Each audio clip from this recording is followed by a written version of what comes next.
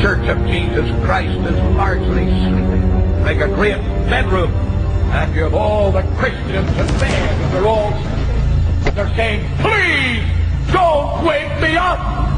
I want to sleep on. And of course, when God starts to operate a revival, people cannot sleep. You can't sleep in church. But the Spirit of God awakes the people. Look at the first verse of this 52nd chapter. Awake! Awake! Put on strength! Wake it up, you sleepy Christians! Awake, all that sleepeth! Arise from the dead! Christ will give you life! Keep this in mind from an old man. There is no finality to the Christian life this side of eternity. We pray that some of us may go to our own funeral tonight and die to serve and end all the failure and all the weakness. Why should a person come to the cross? Why should a person embrace death with Christ? Why should a person be willing to go in identification down to the cross and into the tomb and up again? I'll tell you why. Because it's the only way that God can get glory out of a human being. If I were to ask you tonight, you're saved, you say, yes, I'm saved. When? Oh, so-and-so preached, I got baptized, and are you saved? What are you saved from? Hell? Are you saved from bitterness? Are you saved from lust? Are you saved from cheating? Are you saved from lying? Are you saved from bad manners? Are you saved from rebelling against your parents? Come on, what are you saved from? Who shall ascend the hill of God? Who shall stand in his holy place?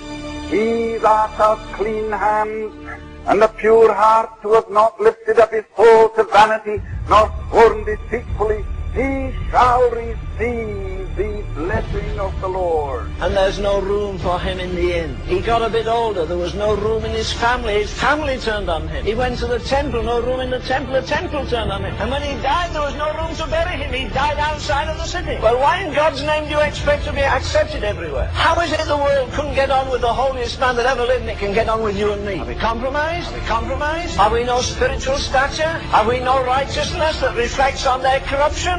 He that is from above is above all. I want to say to Christians, don't go around apologizing for him. Don't go around worried because you can't make his doctrines fit in with what you've learned in school. All you learned in school was one fallen head instructing another fallen head.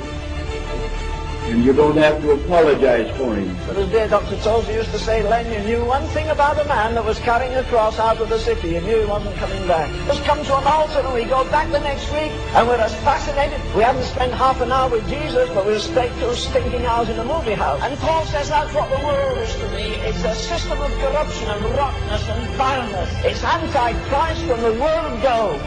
Is the world crucified to you tonight, or does it fascinate you?